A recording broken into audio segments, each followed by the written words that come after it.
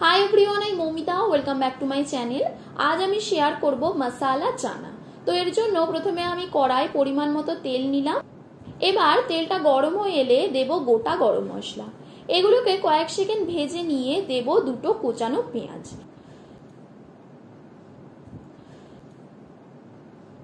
पेंयाजटा एकटु ब्राउन हये एले दिচ্ছি 1 चा चामच आदा रसुन बाटा। आदा रसुनटाकेও একটু ভেজে নিয়ে দেব টমেটোর পেস্ট, এর সাথেই দেব হাফ চা চামচ নুন। এবার এগুলোকে ভালো করে মিশিয়ে নিয়ে এক এক করে মশলাগুলো দেব।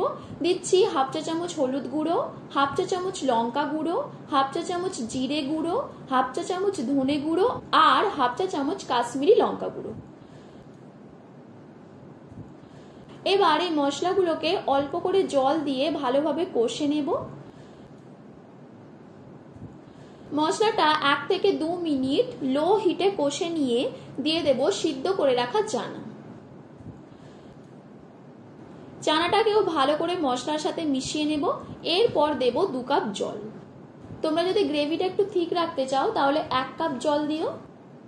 জলটা দিয়ে ভালো করে মিশিয়ে দেব 3টে কাঁচা লঙ্কা। এবার এটাকে ঢাকা দিয়ে মিডিয়াম হিটে 10 মিনিট ফুটিয়ে নিতে হবে। 10 মিনিট পর চানাটা পুরোপুরি তৈরি হয়ে গেছে। এরপর দিয়ে দেব 1 চা চামচ গরম মশলা। গরম মশলাটা দেওয়ার পর 1 মিনিট ফুটিয়ে নেব।